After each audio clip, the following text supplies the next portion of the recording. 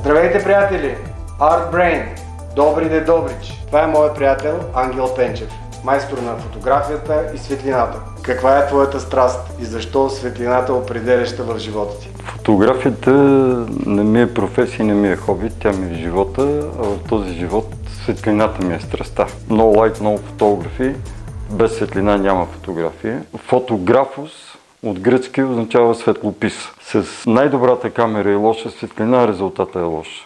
С най-скромната камера и хубава светлина резултатът е добър. Аз с течение на времето разбрах, че няма значение дали снимам автомобил или интериорна фотография, или рекламна фотография, каквато и да е, монети и така нататък. Всичко аз го свеждам до два основни елемента, които ми определят веднага цялото поведение.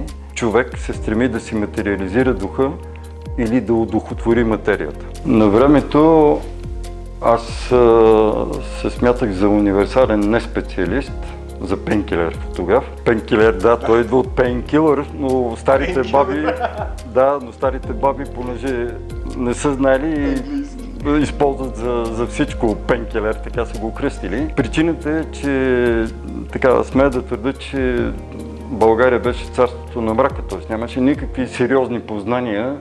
Не говоря за маркиране на някакви знания, говоря за истински дълбоки познания. В един момент ми попадна една книга, в която пишеше добрите бирени фотографии. Тя беше на английски и аз не можех да разбера какво означава това, защото ако аз трябваше да снимам само бира, това означаваше да не съществувам. И тези условия, не само в България, в целия соцлагер като цяло, мога да кажа, ме пратиха на най-различни места. Аз съм влизал в пещери, в шоколадова фабрика, кожарска фабрика, в стоманолиарна, на бойни кораби и подводници съм се качвал и самолети, и по вертикал и хоризонтал не знам къде не съм бил. Тогава бях много недоволен от съдбата, защото по принцип съм така повече интроверт и предпочитам по-малко хора да имам контакт.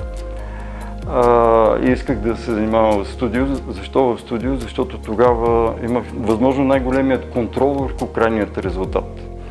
Аз тежко изживявах, ако направя кадър, който не удовлетворява мене или клиента. И когато работя с много голями екипи, тогава много пъти енергията се разпилява. Това е причината повече да искам да съм в студио. Колкото бях недоволен от съдбата, защото нямах студио, нямах камера, нямах нищо, винаги съм взимал под наем. В един момент разбрах, че не трябва да се оплаквам от съдбата, трябва да съм и благодарен, и то безкрайно благодарен. Защото тя ме постави в такива условия, че закърнялият ми мозък започна да се развива повече и да търси решения, които нормално не би стигнал до тях. Като пример мога да ви дам, тук имам едни от най-добрите аксесуари, с които много бързо мога да направя позициониране на обекта или на осветлението и така нататък.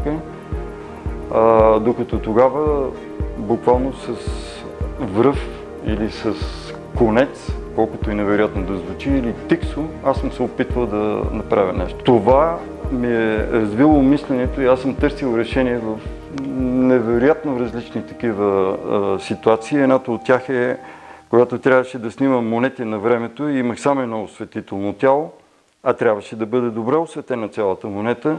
Аз се чудих какво и накрая от една чаяна свещ алуминия изрязах и това направи един отражател, от едната страна влезна светлината и цялата монета беше осветена.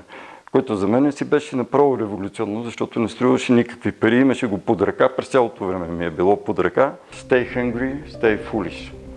Тоест, липсата на условия в дадени моменти изключително много развива креативността. Ти си председател на Асоциацията на българските фотографии, председател си на Асоциацията на рекламните фотографии в България. Рекламната фотография е също една от твоите музи, на които никога не си изневерявал. Коя е любимата материя, с която искаш да се занимаваш?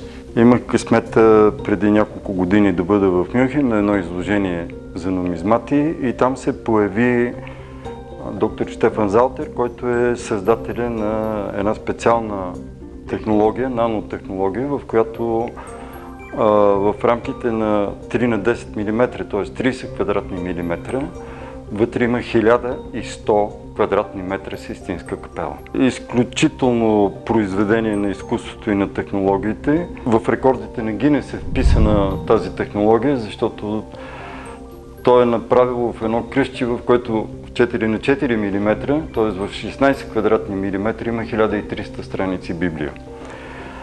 Снимането на самото изображение на цялата Систинска капела е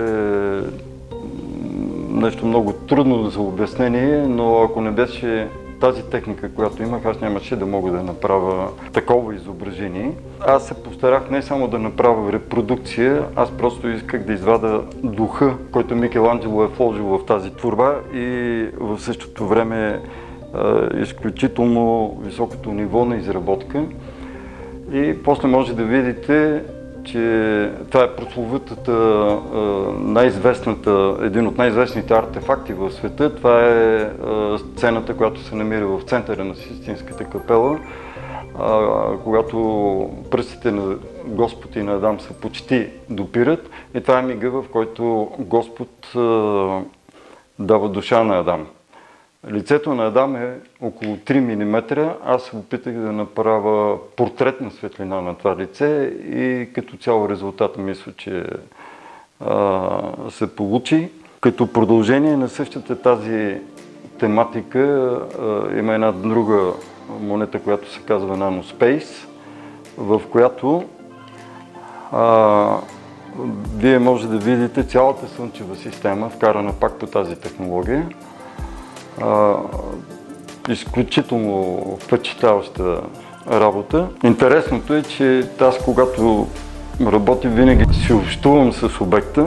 Знам, че това звучи за много хора неадекватно, налудничево и така нататък, но за мен тези предмети не са мъртва енергия, не са мъртви, защото вътре има енергия, протони, неутрони, електрони, атоми и така нататък, както има в нашето тяло.